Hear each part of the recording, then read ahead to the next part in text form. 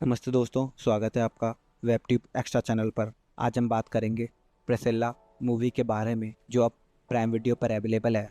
Movie के cast में है जैकब एलॉर्डी और साइली स्पाइनी। मूवी का जॉनर है ड्रामा। स्टोरी प्रिसिल्ला के राउंड घूमती है, जो एक यंग टीनेजर होती है जब वो लेजेंडरी सिंगर एल्विस प्रेस्ले से मिलती है।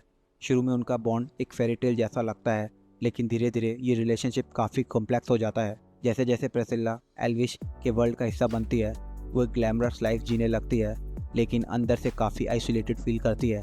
एल्विश उसकी लाइफ हर एस्पेक्ट को कंट्रोल करने लगता है, जिससे प्रिसिल्ला अपनी आइडेंटिटी लूज करने लगती है। टाइम के साथ ये रिलेशनशिप इमोशनल प्रेशर और लोनलीनेस से भर जाता है, और प्रिसिल्ला को डिसाइड करना पड़ता है क्या वो इस लाइफ में रहना चाहती है या खुद को दोबारा पाना चाहती है। प्रिसिल्ला एक इमोशनल और रियलिस्टिक लव स्टोरी है, जो फेम के पीछे छुपे ट्रस्ट और सेल्फ आइडेंटिटी की जर्नी को ब्यूटीफुली दिखाती है।